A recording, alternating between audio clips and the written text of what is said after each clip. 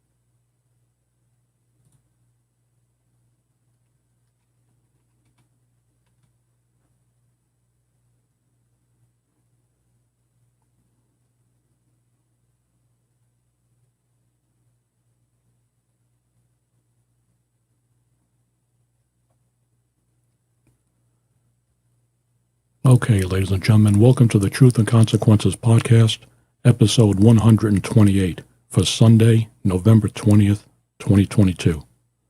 I'm Doug Poppa. As you all know, I'm an independent investigative journalist and former law enforcement officer. Folks, this is another exclusive news story. The subject of today's episode is Las Vegas Metro Police Officer Michael Anthony Ramirez, P number 9057. You saw the photographs that I put up on the screen at the intro to this episode. Take a look at him again here. Okay. That is Michael Ramirez. The photograph on the left-hand side is his booking photo when he was arrested. The center photograph is a photograph I obtained of his supposedly current police identification, and the photo on the right was taken when he was working as a director for the Las Vegas Police Protective Association, which is the union for the rank and file police officers out here. Ladies and gentlemen, this is it's a breaking story. Nobody's reported this yet, and it's very disturbing. And like I said, it's another exclusive news story from Truth and Consequences podcast. The subject of today's episode, like I said, is Las Vegas Metro Police Officer Michael Anthony Ramirez. His P number is 9057. According to police sources, Ramirez is currently a convicted criminal who has a 6-month suspended jail sentence hanging over his head.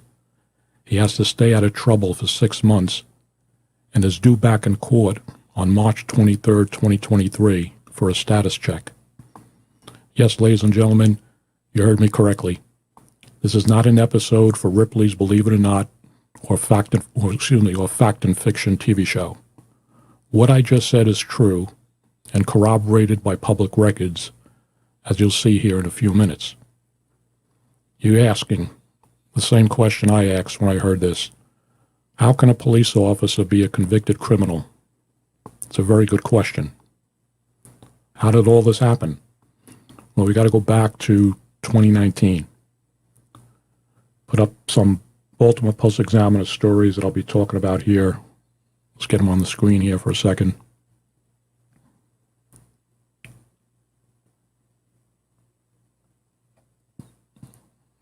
Okay. On October 21st, 2019, I broke the story in an article that was published by the Baltimore Post-Examiner titled, Las Vegas Metro Police Detective Lawrence Renetti Arrested on Multiple Charges. I wrote in that article that Renetti was arrested on Friday, October 18th, and charged with selling, transporting, giving, or the attempt thereof of a Scheduled 1 or 2 controlled substance, misconduct of a public officer, and destroying/concealing evidence. After that story was published, the local Las Vegas media picked up on it and ran with it. I followed that story up on November 5th, 2019, in the Baltimore Post-Examiner article that was titled, How Las Vegas Metro Police Intelligence Squad Collared Detective Lawrence Renetti. Once again, this photograph. The articles from the Baltimore Post-Examiner. And as always, I will have the links to those Baltimore Post-Examiner articles in the description section of this video. Folks, in March of 2020, a grand jury indicted Lawrence Renetti on 40 criminal counts that included trafficking in a controlled substance, misconduct of a public officer, conspiracy, offering a false instrument for filing or record, and fraudulent use of a credit card. Michael Ramirez was charged with 1 count each of conspiracy to commit a crime and offering a false instrument for filing or record. Ramirez at the time was the Director of Governmental Affairs for the Las Vegas Police Protective Association. That's the union, like I said earlier, that represents the rank-and-file police officers at the Metro Police Department. On March 30th, 2020, Renetti and Ramirez both pleaded not guilty in a court appearance. The police union removed Ramirez from his position after he was indicted. In 2020, Michael Ramirez was placed on administrative leave without pay by the police department pending the outcome of the criminal case against him. Lawrence Renetti resigned from the police department. Prosecutors said at the time that Ramirez and Renetti both provided urine samples to a female convicted felon to help her pass court-ordered drug test, the female who Renetti was involved in a romantic relationship with. Folks, the following is a video highlight of a news broadcast that aired on 8 News Now Las Vegas on July 15, 2020. I will have the link to the full news story from Vanessa Murphy of the 8 News Now I-Team in the description section of this video. These are just some excerpts from the broadcast because I think she did a great investigation on the story when she did it. So let's listen to this it's only a few minutes long. The I-Team has obtained phone calls and photos and video from a case against a Metro detective and a police union leader. Prosecutors say a love affair led the detective to break the law repeatedly, and his alleged union leader buddy is accused of helping him. Prosecutors say Larry Renetti put his career, family, and reputation on the line for an affair with Gabriella DiLorenzo, a self-admitted IV heroin user, prostitute, and ex-felon. Renetti was a Metro detective on a fugitive task force. Prosecutors say over 16 months, the couple had 16,500 calls and texts until Renetti's arrest in October. DiLorenzo was the key witness leading up to a grand jury indictment. In her testimony, she said she met Renetti in June of 2018 while she was in jail providing tips to police, and a month later, their relationship became sexual. Renetti helped sign her up as a confidential informant for another officer. She testified he would drive her to a methadone clinic while he was supposed to be working, and twice he stole drugs from evidence for her to sell, meth and heroin, which she said she used. She also testified Renetti would give her his urine because she was regularly tested for an ongoing court case. Her urine needed to be clean, but she said she was using drugs. She said one time Renetti's friend, Michael Ramirez, gave her his urine instead. Ramirez was in charge of governmental affairs at the Police Protection Association, where he lobbied lawmakers and met with politicians on behalf of the union. Detectives say they found these photos of DiLorenzo on Ramirez's phone. DiLorenzo said Ramirez's urine landed her in jail because alcohol showed up in the sample. Prosecutors say cell phone records showing Renetti and Ramirez's whereabouts backed up DiLorenzo's testimony along with photos and video.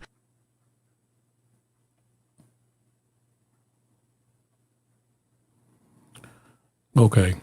Like I said, I'll have the link to that story because Vanessa Murphy, who's with the 8 News Now I team, like I stated, she did a really good story on that, and the whole thing will be in the link will be in the description section of this video.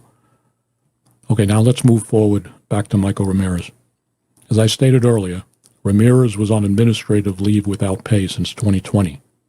Sources told me he was working on a construction job during the time he was off the police department. 8th Judicial District Court records indicate that Ramirez had 1 count of conspiracy to commit a crime, a gross misdemeanor, and 1 count of offering a false instrument for filing or record, a felony. Let me get the court record up on the screen.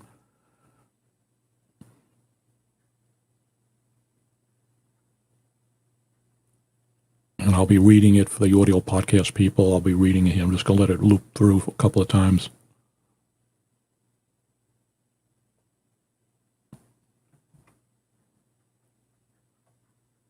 Okay.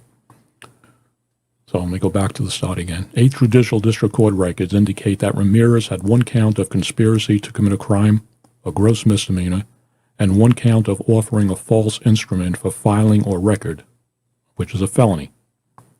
The district court record indicates that on August 23, 2022, both of those charges were remanded to the lower court, the Las Vegas Justice Court. So district court is the highest court out here. They remanded those charges down to the lower court, the Las Vegas Justice Court. The Las Vegas Justice Court record lists that on September 8, 2022, Michael Ramirez's charges of 1 count of false statement to or obstructing a public officer, a misdemeanor, and 1 count of offering a false instrument for filing or record, a felony. Now, the conspiracy charge has disappeared. That was in the district court record when they remanded it to the lower court, the Justice Court. The conspiracy charge had just disappeared. I don't see any record of what happened to it. It's gone. On September 13, 2022, the misdemeanor false statement charge was dismissed, which left 1 charge left. According to the Justice Court record, per negotiations with the Clark County District Attorney's Office, the felony charge of offering a false instrument for filing or record was amended to a lesser offense misdemeanor charge that is not listed. Again, you read that. The felony charge of offering a false instrument for filing or record was amended to a lesser offense misdemeanor charge that is not listed. Ramirez pleaded guilty to that lesser unknown misdemeanor offense in September. Now, continuing on. When you plead guilty to a charge, you are convicted of that charge, just as if you were convicted at a trial. So you're a convicted criminal. And Michael Ramirez, according to the Justice Court record, is a convicted criminal. Now, let me not get ahead of myself here. The Justice Court record indicates that on September 13, 2022, Judge Harmony Letizia, I don't know if I'm spelling her name right, it's Letizia, gave Michael Ramirez a 6-month suspended jail sentence with the condition that he stays out of trouble for 6 months. Ramirez is due back in court on March 13, 2023 for a status check. Police sources told me that Ramirez has been reinstated as a police officer with the Las Vegas Metropolitan Police Department. I know that sounds crazy, but let me continue on. You saw the photograph, and I'll put it up on the screen here again. It was a photograph I obtained, and it's supposed to be the current one. But anyway, it's a photo ID of Michael Ramirez's LVMPD police identification. And you saw the banner. The banner was gone from the intro. If you want to go back to the intro and look to get the whole thing. That was his ID card. That's the one I believe he's using now. Now, in addition, sources told me that Ramirez is currently assigned to the Enterprise Area Command on swing shift. And I don't know if it's designated as Squad 1 or Squad 2, because I think they got 2 squads out there. Being that Ramirez was out of work, he was on administrative leave for 2 years, he has to undergo field training and recertification. So my sources tell me he is back on the police department and assigned to the Enterprise Area Command on swing shift. Apparently, the Las Vegas Metropolitan Police Department, this is my opinion here, has lowered its standards to allow a convicted criminal to wear a badge and carry a firearm. Because his story to me is, it was unbelievable when I heard it, and I had to vet it, and you'll see where I vet it a little bit more. For 2 years, ladies and gentlemen, Michael Ramirez said he was not guilty of the charges against him. Then in September of this year, he changed his mind and pleaded guilty to a negotiated misdemeanor charge. He's still a convicted criminal under the law. Under the law, like I said, he's convicted. He has a 6-month jail sentence hanging over his head if he doesn't stay out of trouble. Ladies and gentlemen, he's a cop. He's carrying a badge, carrying a gun, he's wearing a badge. He's working, again, reinstated on the Las Vegas Metropolitan Police Department, and a lot of cops are upset about this. Now, perhaps the local Las Vegas media, who never follow up on any of the stories that I break, and this was a big story for some of them, especially Channel 8, so maybe they will. Maybe they can get an explanation from Sheriff Joe Lombardo or the police department, because the LVMPD did not respond to my media request last week. On Wednesday, November 16th, I sent the following media request to the LVMPD Public Information Office as follows. What is the current status of LVMPD Officer Michael Anthony Ramirez, P number 9057, and what is his current assignment? I have a deadline for a story for Friday, November 18th, 2022. And like I said, folks, I never received a reply. I stated that sources said Ramirez is assigned to the Enterprise Area Command on swing shift. Well, I have corroboration on that also. Put this up on the screen here, and I'll read it for my audio podcast people who can't see what's coming up on the screen here. Okay, ladies and gentlemen, what we're looking at here is on the screen, is the training record, from what I'm told, for LVMPD officers assigned to the swing shift squad at the Enterprise Area Command, the squad that's under command of Sergeant Michael Seed. And you see his name up at the top, highlighted in orange. Now, I was unfamiliar with this document. I've never seen something like this before. So according to my sources, the highlighted red line across Michael Ramirez's name indicates, from what I was told, that he's currently in training status. Now, you can see there's no numbers or letters in that far right column as the other officers have who work the squad. Okay, and here's what I was told about that. Those numbers and letters adjacent to the officers' names indicate that they have completed training in certain areas. As an example, the letter C stands for Crisis Intervention Certification. R means Rifle Certified. V means Body Camera Video Certified. S means Spanish Speaking, and then it goes on with other designations. Let me get that off the screen. You want to go back and look at it. I put my watermark on there, and I put my watermark on the photo ID also of Michael Ramirez's photo ID. Okay, so that's the training. So that confirms that he is indeed back on the police department. And another source who told me a couple of sources that he was also at the firing range a couple weeks ago doing his firearms qualification. So he's back on the police department, getting paid. There's no doubt in my mind about that.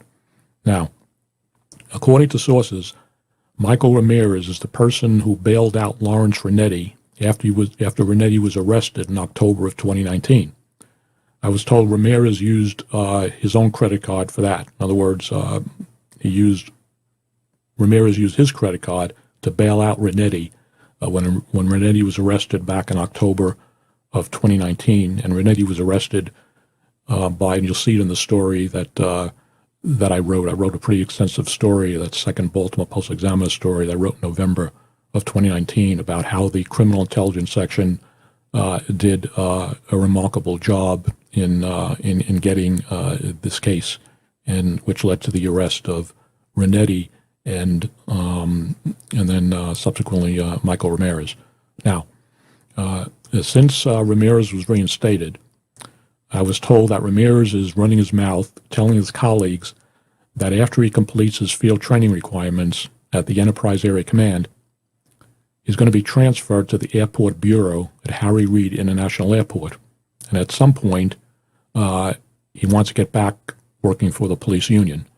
And I'm going to have a little commentary here at the end about what I think about all that. Okay. I do know, because I worked out at the airport for about a few years back, for Homeland Security. And I do know that even police officers need a security clearance to be assigned to the Airport Bureau. And I'm just wondering if one can get a security clearance now if you are a convicted criminal. I don't know. I know when I was going through, I don't have an arrest record on Homeland Security. They actually, if you ever arrested for, misdemeanors or crimes and stuff like that. So he would have to get a security clearance, but being that they got him back on the police department, I guess this guy can pretty much go wherever he wants to go. Time will tell on that, I guess. From what I'm also hearing, Ramirez may have received the sweetheart deal because talk is he's going to testify against Lawrence Renetti, who, by the way, his jury trial is scheduled for February 6th of 2023. I don't know if that's true because a source in the district attorney's office stated that Michael Ramirez's credibility is down the drain with prosecutors, and rightfully so, because of what he was involved in. So if they think his credibility is in the trash can, why would they put him as a witness for the prosecution to testify against Lawrence Renetti? But who knows? Crazier things have happened, and maybe that's what they're going to do. I also want to throw this in the mix also. Michael Ramirez's attorney of record was David Roger. David Roger is the former Clark County District Attorney years ago, who is now the general counsel for the police union, the Las Vegas Police Protective Association. So he was Michael Ramirez's attorney of record, according to the court records. Now, David Rogers' law firm partner is Tony Segro. That's S-G-R-O. Segro is the attorney of record for Lawrence Renetti. It's very cozy, especially since police officers are making comments whether or not the police union paid for Ramirez's legal fees because he was a director with their union dues, because they pay union dues to the union. I don't have an answer on that one, but if I get any more information, I will update you on a future podcast. Now, if that's true, I guess it would be just as bad if union executives had paid for nights out at a strip club while out of town with union funds. A couple of police sources told me to say that, and I'll have more on that as I get more information. Ladies and gentlemen, I got so much information on this police department going back years and years and years that I never even discussed, and I will a little at a time. It's pretty sad when you see stuff like this go on. Anyway, I'll keep my opinion here to the end. Anyway, maybe it's time for an audit of the funds at the Las Vegas Police Protective Association. My opinion, ladies and gentlemen, on the entire Renetti and Ramirez affair is that, Renetti's not a cop anymore.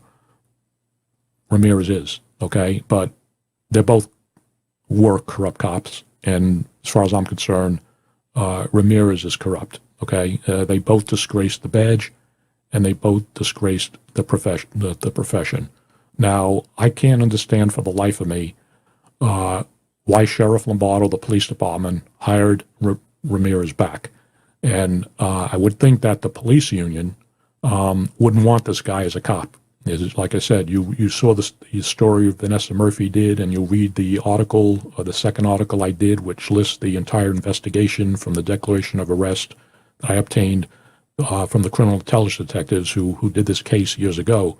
And you would think that if I was the president of the police union, there's no way in the world I would support this guy putting a badge and a gun back on. And any sheriff or police chief that I don't understand why this guy would come back. So there's something, I don't know if I'm missing anything on this, but if I am, Sheriff Lombardo or the PIO can come out, and I'm sure when this thing airs in about an hour or two, and it'll be sent to all the news desk like I always do when I break these stories, maybe they can get some answers from Sheriff Lombardo, specifically that he's now the governor-elect that'll take office in January, and at his victory speech a week ago, he's talking about his transparency and how he's going to have a transparent, office of governor, and it's all BS, folks, because Joe Lombardo, as you know from my stories, is far from transparent. He's as transparent as a brick wall. He's corrupt as a sheriff. He's incompetent as a sheriff, and he's a documented liar. And I've proved that multiple times in stories. So maybe the Las Vegas media, when they see this, can they get some answers? Because this is just mind-boggling to me. And another thing I'd like to say here, because we're going to close this out here in a couple of minutes, because I got extreme back pain and I don't even take an aspirin, so it's freaking killing me. But I'll have more information on this in a future podcast.